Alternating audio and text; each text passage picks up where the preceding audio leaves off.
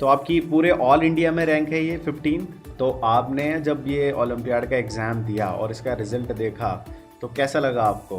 तो आपने पहले तो ये बताएं कि ओलंपियाड की तैयारी कैसे करी? तो आपको इसरल के ओलंपियाड कोर्स ने हेल्प करी इसमें बहुत, ऐसा?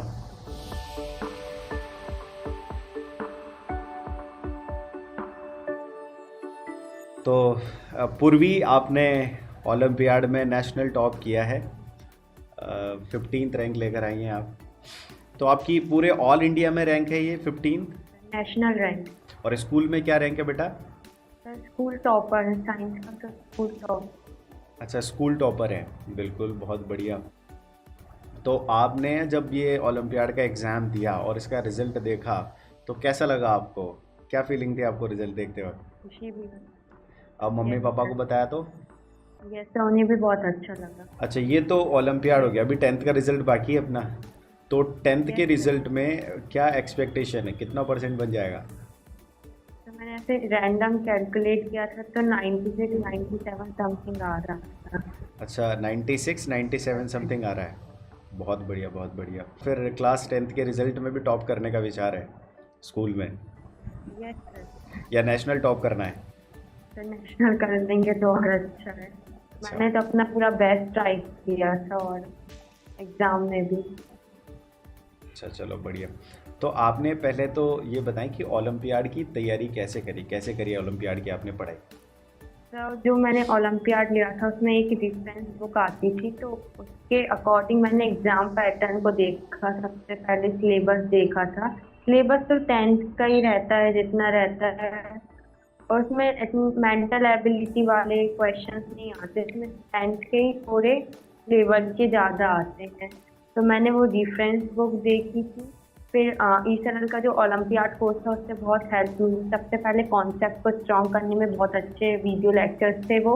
और मैंने अपने नोट्स भी 10th के इस प्रकार बना दिए थे कि वो ओलंपियाड भी मेरा अच्छा चला जाए, मतलब थोड़ा हाई लेवल कर लिया था उस वीडियो से रेफरेंस लेके। और उसके क्वेश्चंस भी ना ऐसे प्रैक्टिस क्वेश्चंस अप्रोचिंग में भी बहुत हेल्प किया।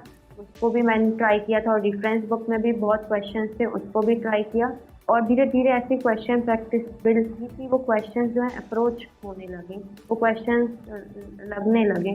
फिर एग्जाम टाइम आया तो मैंने फिर मॉक टेस्ट भी दिया, उनकी वेबसाइट में मॉक टेस्ट आते हैं और टेस्ट वो दिए थे फिर, और फिर एग्जाम। तो आपको इसरल के ओलंपियाड कोर्स ने हेल्प करी इसमें बहुत, ऐसा?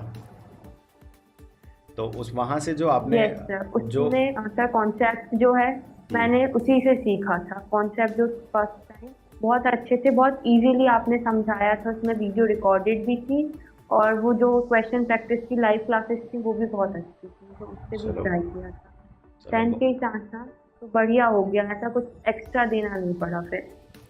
अच्छा। और अब जो साइंस की बात कर रहे हैं, साइंस में ओलंपियाड में आपने अच्छा स्कोर किया है और अच्छी ऑल इंडिया रैंक 15 लेकर आए हैं। अब साइंस में बोर्ड में क्या इरादा है आपका? कैसे नंबर आने वाले हैं साइंस में? साइंस में बोर्ड में तो मेरे 95 प्लस आ ही जाएंगे, अच्छा, क्योंकि 95 मैंने प्लस। चेक किया था तो सब। Yes sir. थोड़े एजर्स एंड रीजन मेरे थोड़े हो गए थे डिस्टर्ब, पर बाकी सब मेरा बिल्कुल ठीक था। और मैथ्स में बस मैंने एक सिली मिस्टेक कर दी थी, नहीं तो मेरे 100 आते। अभी मैंने ऐसा कैलकुलेट किया तो 99 तो आ ही जाएंगे, बहुत अच्छे से किया था अच्छा, मैंने। बहुत बढ़िया, यानी मैथ्स में आपके 99 आ जाएंगे और साइंस में 95 से ऊपर आ जाएंगे। चलो, ये तो बहुत यस अच्छा सर। स्कोर है, बहुत अच्छे से आपने दोनों को ही किया। तो आप साइंस स्पेसिफिक अगर मैं बताना चाहूँ तो साइंस में आपने जो कमांड बनाई वो कैसे बनाई? तो शुरू से सबसे पहले तो एक इंटरेस्ट रहता है हमें पढ़ने का, वो मेंटलिटी रहती है कि हाँ हमें पढ़ना है। तो उसके बाद चीज़ों में क्वेश्चन ढूंढना पड़ता है कि ऐसा है तो ऐसा क्यों।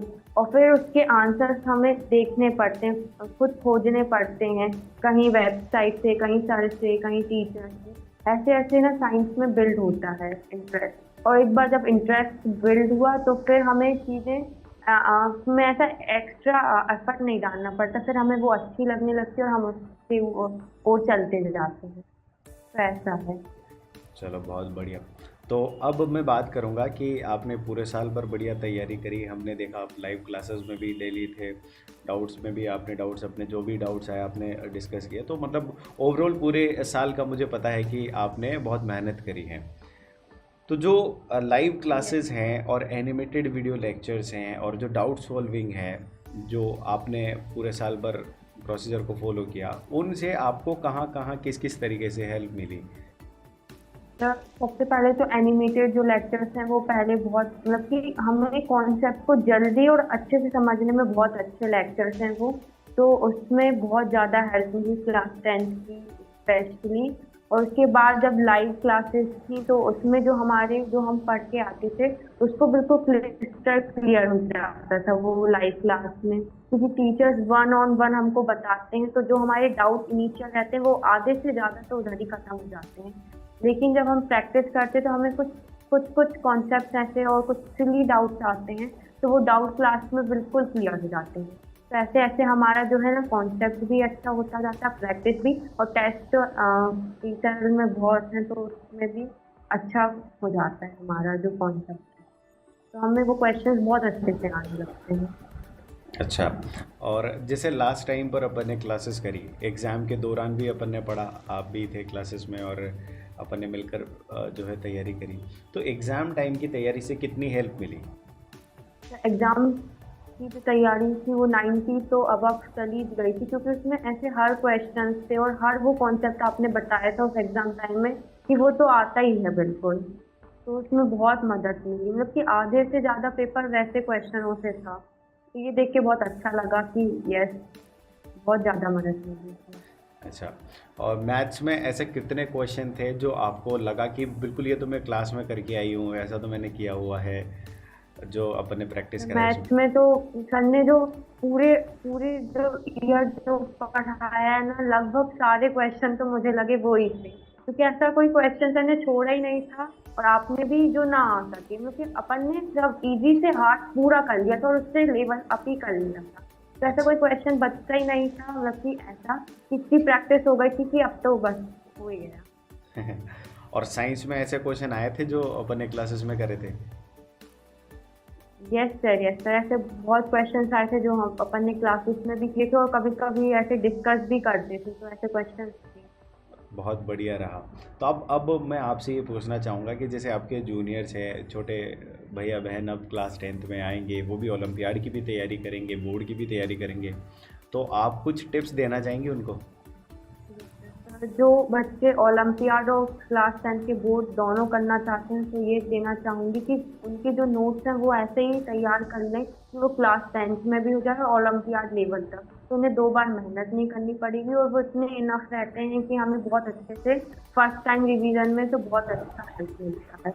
फिर ज़्यादा से ज़्यादा क्वेश्चन प्रैक्टिस करें, हमें ये क्वेश्चन ज़्यादा प्रैक्टिस करने चाहिए जो अलग अलग वेराइटीज़ के हों, एक ही क्वेश्चन ज़्यादा नहीं ट्राई करें, पर इतना भी नहीं, सारे वैरायटी के थोड़े क्वेश्चंस हो जाएं कि हमें हर लेवल पता चल जाए कि इसमें क्या अप्रोच है।